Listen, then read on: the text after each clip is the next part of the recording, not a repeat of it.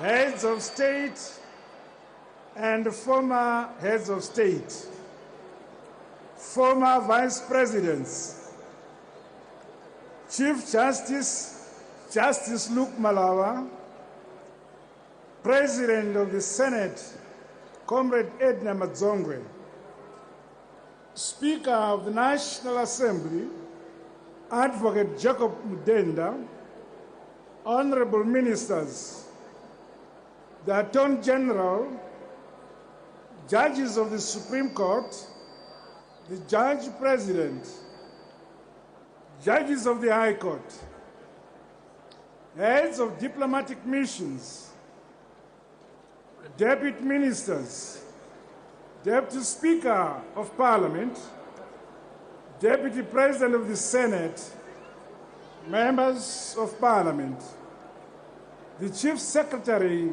to the President and Cabinet, Dr. Svanda, Chairman of the Public Service Commission, Dr. Mariawanda Nzua, members of the Public Service Commission, members of various commissions, Deputy Chief Secretaries, Permanent Secretaries, Service Chiefs, Governor of the Reserve Bank of Zimbabwe, Dr. Mangunja, Vice Chancellors of universities, heads of parastatals, directors of departments in the public service, Mayor of Harare, Your Worship Bernard Manyenyeni, members of the diplomatic corps, representatives of war veterans, detainees, restrictees, and the war collaborators,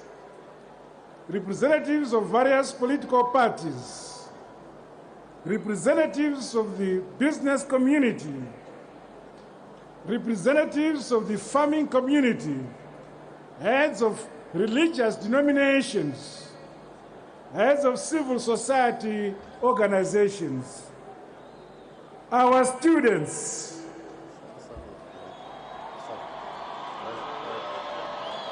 ladies and gentlemen, comrades and friends, countrymen,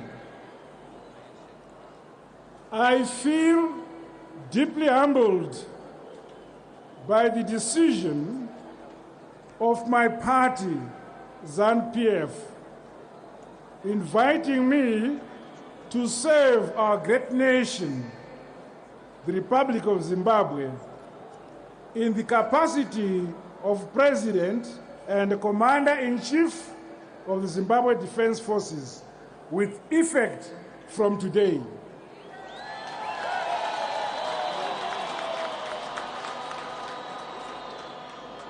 I admit that I hold no particularly unique qualification which sets me apart from the deep pool of able citizens of our party and our land, who otherwise could have been chosen to occupy this onerous office.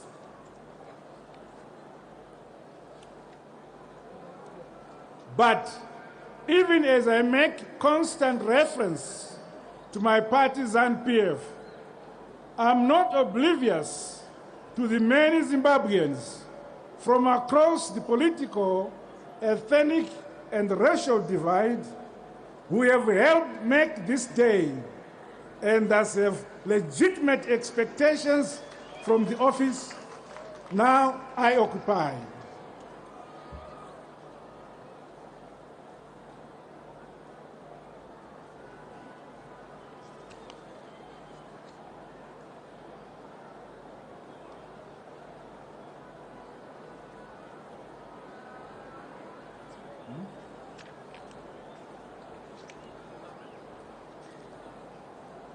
The decision of my party is merely for the purpose of political identification, as I intend, nay, am required to serve our country as the president of all citizens, regardless of color, creed, religion, tribe, totem, or political affiliation.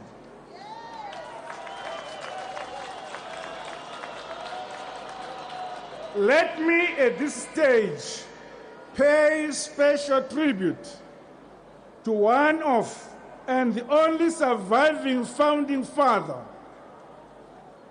of our nation, Comrade Robert Gabriel Mugabe. He led us in our struggle for national independence. He assumed responsibilities of leadership at the formative and a very challenging time at the birth of our nation. That is to be lauded and celebrated for all times. Whatever errors of commission or omission that might have occurred during that critical phase in the life of our nation, let us all accept and acknowledge his immense contribution towards the building of our nation.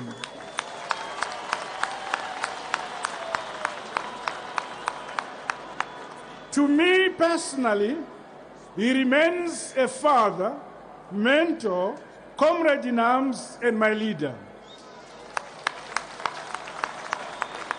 We thus say thank you to him and a trust that our history will grant him his proper place and accord him his deserved stature as one of the founding fathers and leaders of our nation.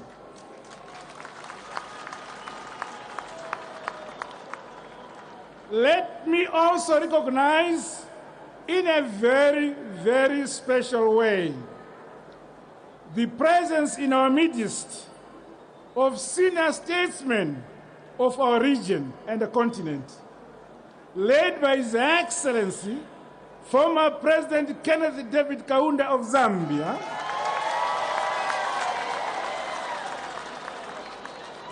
he remains the only living member of the foundational frontline states grouping, which is synonymous with the decolonization process in our region. We honor him as indeed we remember all his colleagues now departed. The statesmen who are with us today show a story of success. May I repeat that? Show a story of succession which speaks well of our continent. It is a narrative that must get bolder and bolder as generations hand over to succeeding ones, all in amity.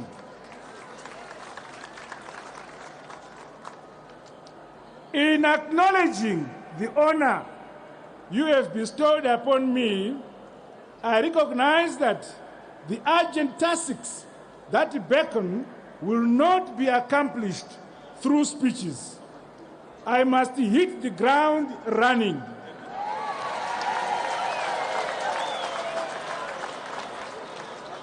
We all need to summon and unleash in consent towards taking this great nation beyond where our immediate past president left it. For close to 2 decades, this country went through many developments. Whilst we cannot change the past, there is a lot we can do in the present and the future to give our nation a different, positive direction. As we do so, we should never remain hostages of our past. I thus humbly appeal to all of us that we let bygones be bygones, readily embracing each other in defining a new destiny of our beloved Zimbabwe. The task at hand is that of rebuilding our great country. It principally lies with none but ourselves to do so. I implore you all to declare that never again never again should the circumstances that have put Zimbabwe in an unfavorable position be allowed to recur or overshadow its prospects. We must work together, you, me, all of us who make up this nation. Ours is a great country, endowed with rich resources and abounding in many opportunities for everyone who considers Zimbabwe as a home. Whilst I am aware that emotions and expectations might be high and mixed, I have no doubt that over time we will appreciate the solid foundation laid by my predecessor against all manner of vicissitudes towards building an educated, enlightened, skilled, and forgiving society. This is a formidable head start we draw from our past, a plinth upon which to build developments in the present and to erect hopes for the future. Fellow countrymen Zimbabweans, as we chart our way forward, we must accept that our challenges as a nation emanate in part from the manner in which we have managed our politics, both nationally and internationally. However, given our historical realities, we wish the rest of the world to understand and appreciate that the policies and programs related to land reform were inevitable. Whilst there is a lot we may need to do by way of outcomes, the principle of repossessing our land cannot be challenged or reversed. The dispossession of our ancestral lands was the fundamental reason for waging the liberation struggle. It would be a betrayal of the brave men and women who sacrificed their lives if we were to reverse the gains we have made in reclaiming our land. Therefore, I exhort beneficiaries of the land reform program to show their deservedness by demonstrating commitment to the utilization of the land now available to them for national food security and for the recovery of our economy. They must take advantage of programs that my government shall continue to avail to ensure that all land is utilized optimally. To that end, my government will capacitate the Land Commission so that it is seized with all outstanding issues related to land redistribution.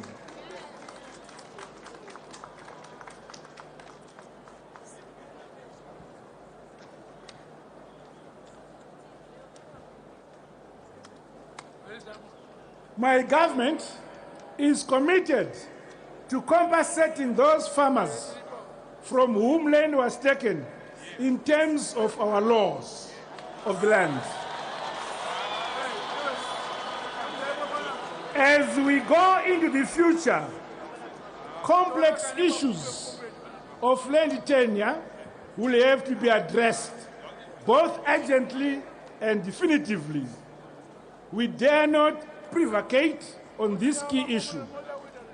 Events leading to this historic day attest to the fact that we are a unique nation, one which is clear about what it wants and what it does not want. Ordinarily, many nations, including those in the developed world, would not have ended with the sort of outcome we celebrate today. Credit goes to every Zimbabwean and to my predecessor who invested a lot towards a peaceful resolution of the challenges of the situation that had arisen in our country. From events preceding this occasion, we stand apart as a unique nation driven by mutual tolerance, peace, and unity, which we have displayed in the past few weeks. This is a wonder to the world, indeed a proud page we have added to the science of conflict resolution and settlement. That peace and harmony should be characteristic of how we relate to one another before, during, and after the 2018 harmonized democratic elections next year. I commit to you today that these elections will be held as scheduled.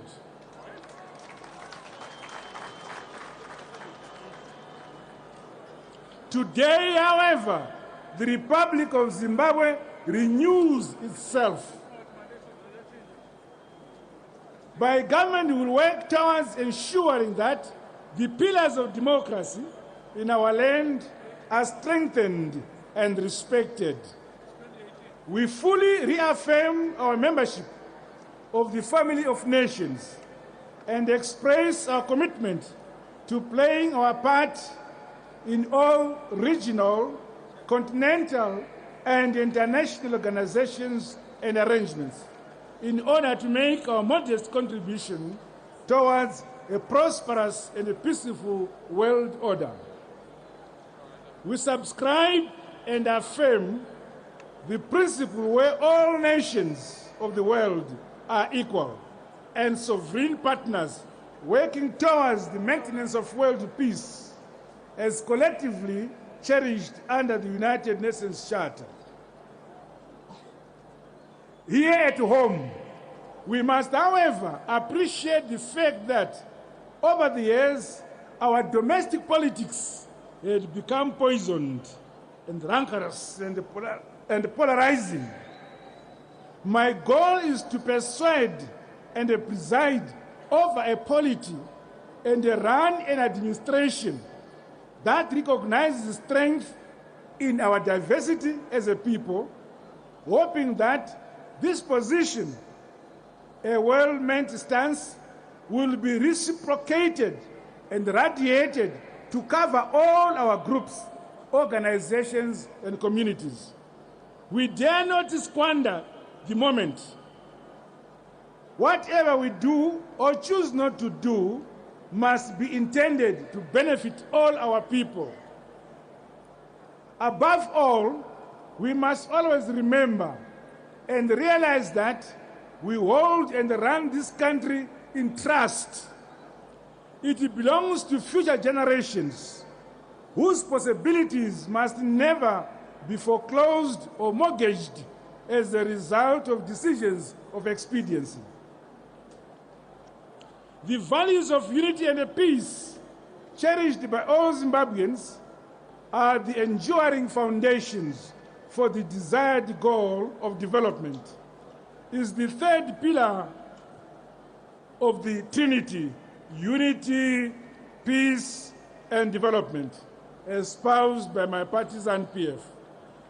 Our economic policy will be predicated on our agriculture, our command agriculture, which is the mainstay, and on creating conditions for an investment-led economic recovery that puts a premium on job creation.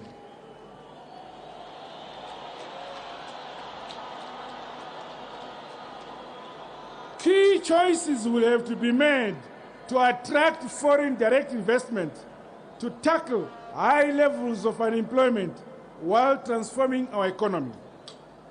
The many skilled Zimbabweans who have left the country over the years for a variety of reasons must now come into the broad economic calculus designed for our recovery and takeoff as a nation. Of course, the fiscal and the social infrastructure must be repaired and expanded to position our country in readiness for economic growth, employment creation, equity, freedom, and democracy, and for the provision of vital social goals, principally health, shelter, clean water, education, and other key social services. Our quest for economic development must be premised on our timeless goal to establish and sustain a just and equitable society, firmly based on our historical, cultural, and social experience, as well as on our aspirations for better lives for all our people. Our system of economic organization and management will incorporate elements of the market economy in which enterprise is allowed, encouraged, and protected. The fabulous natural resources we have as a country must now be exploited for the national good.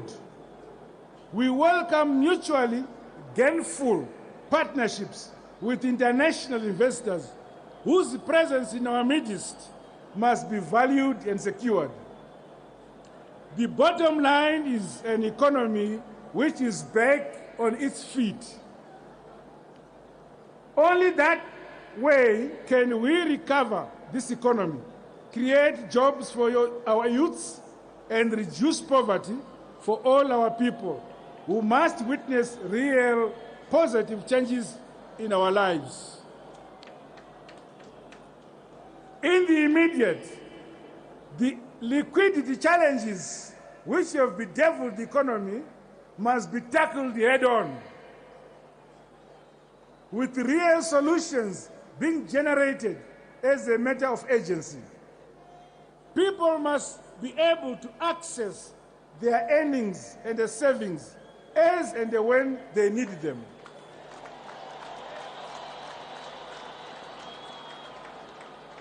As we focus on recovering our economy, we must shed misbehaviors and the acts of indiscipline which have characterized the past. Acts of corruption must stop.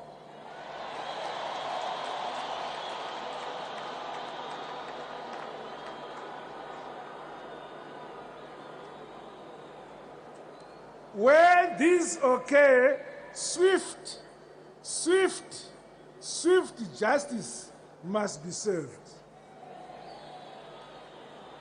We have to aspire to be a clean nation, one sown to high moral standards and deserve rewards.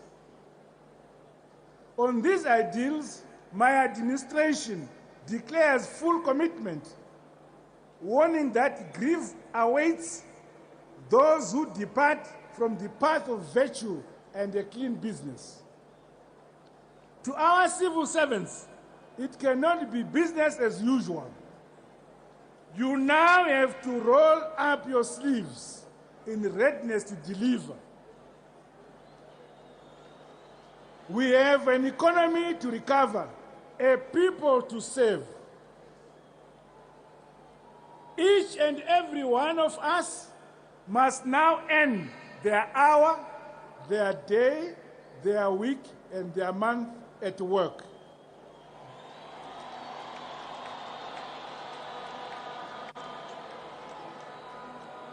Gone are the days of absenteeism and salutary application, days of unduly delay and forestalling decisions and services in the hope of extorting dirty rewards.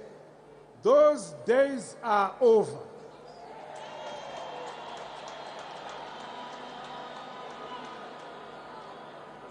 A new culture must now inform and animate our daily conduct.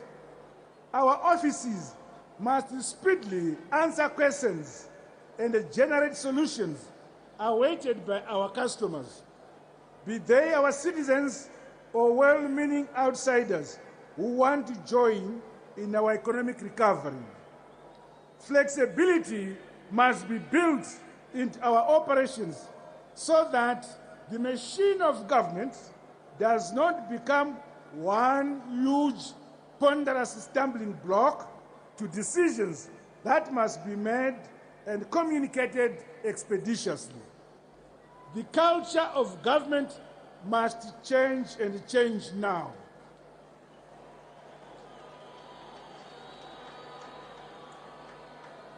Recognizing the pivotal role that exports play in generating much-needed foreign currency, government will ensure relaxation of export procedures, whilst vigorously ensuring the reduction of all costs associated with the conduct of international trade.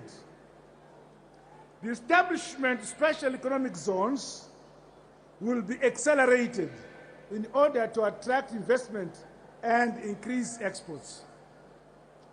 The maintenance of economic stability and confidence amongst the transacting public, the local business community, and foreign investors remains key to our reform agenda. My government will ensure financial sector viability and stability. We will put in place measures that encourage saving through bank deposits and other appropriate financial instruments, which bring fair rewards to depositors. The current banking culture, where costs are levied on depositors, must come to an end.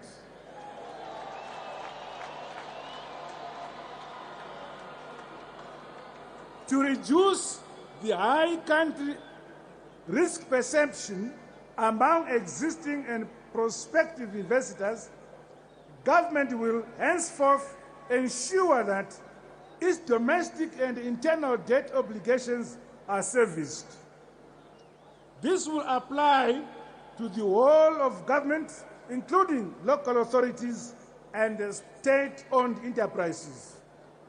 In addition, my government will proactively curb externalization of foreign currency and the smuggling of goods. The country's border management and control systems will be strengthened. I intend to approach security issues from a broad human, physical, and social perspective.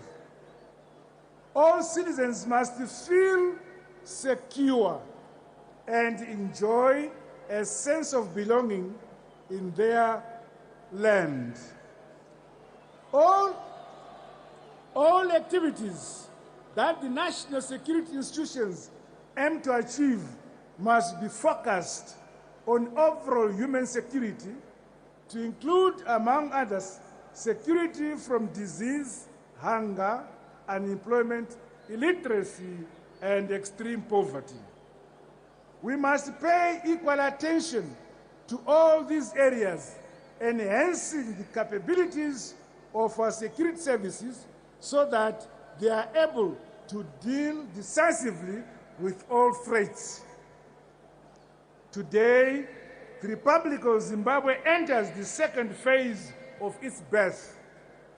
We emerge to fully affirm our belonging to the family of nations.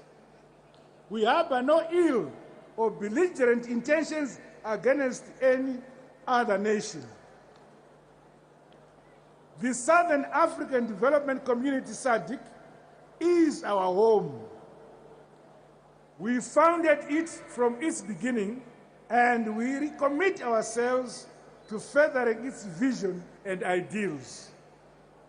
As we journey outward from our SADC house, we fully realize that we belong in the bigger house and family, the African Union. Once we were not free at the birth of the OAU, which championed the total liberation of the entire African continent from colonialism, we were creators of sterling efforts of the OAU through its Liberation Committee. The African Union itself, the sequel to the OAU, is our natural home and a collective resource as Africans. Zimbabwe pledges its untrammeled membership and declares here and now that it will play its role fully to make a success of the AU. An important subset of the AU is the COMESA Economic Group of Nations. There, we are committed to contributing meaningfully to the realization of the AU Agenda 2063. Zimbabwe's journey since independence has provided us with many lessons, some pleasant, others not so pleasant. In particular, some bigger nations have attempted to make us bend to their dictates. We have, however, successfully maintained good relations with the preponderant majority of the family of nations. I stand here today to say that our country is ready and willing for a steady re-engagement with all the nations of the world.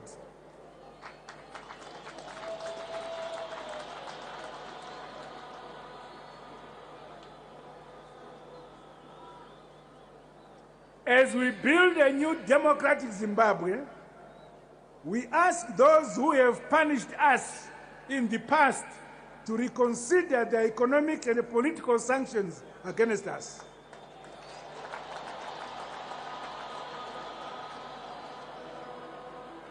Whatever misunderstandings may have subsisted in the past, let this make way for a new beginning. In this global world, no nation is, can, or need be an island. Isolation has never been splendid or viable. Solidarity and partnerships are and will always be the way. We are ready to embrace each and all on the principles of mutual respect and common humanity. We will take definite steps to re-engage those nations who have had issues with us in the past. Equally, we will take measures to ensure that we acknowledge and show commitment towards settling our debts. But of course, our resources remain sparse, especially at this stage when we face a myriad of pressures. But we count on the goodwill of those we owe to give us a chance. We remain committed to honoring the dates and to entering into new relationships. I wish to be clear. All foreign investments will be safe in Zimbabwe.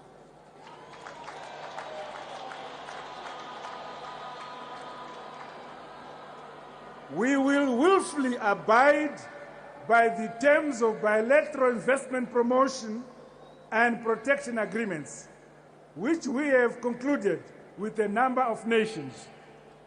I ask you to join us in exploiting our potential to make a difference in the lives of our people. The United Nations is the home of all the nations on this planet. We will contribute to the overall thinking and management of world affairs. Our plain talk arises from our deep convictions and desire to help build world peace.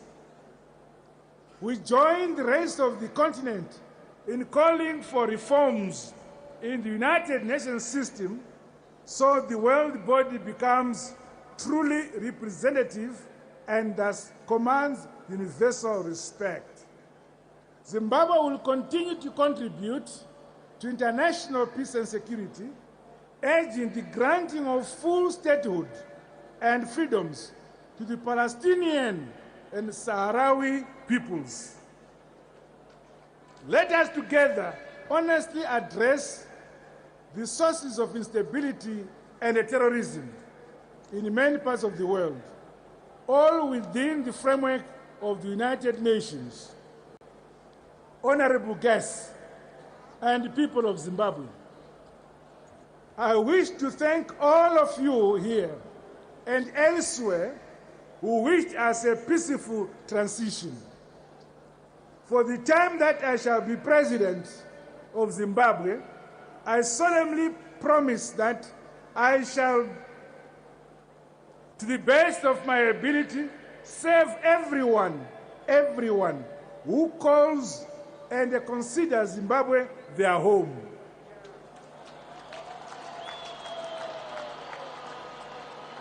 I encourage all of us to remain peaceful, even as preparations for political contestations for next year's harmonized, free and fair elections gather momentum. The voice of the people is the voice of God.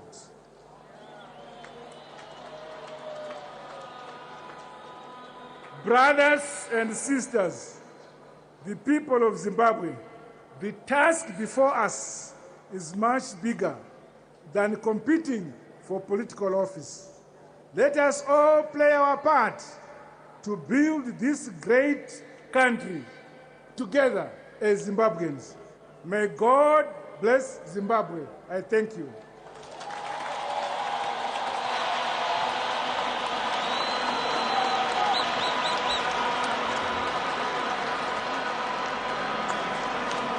A big round of applause for the address by the President.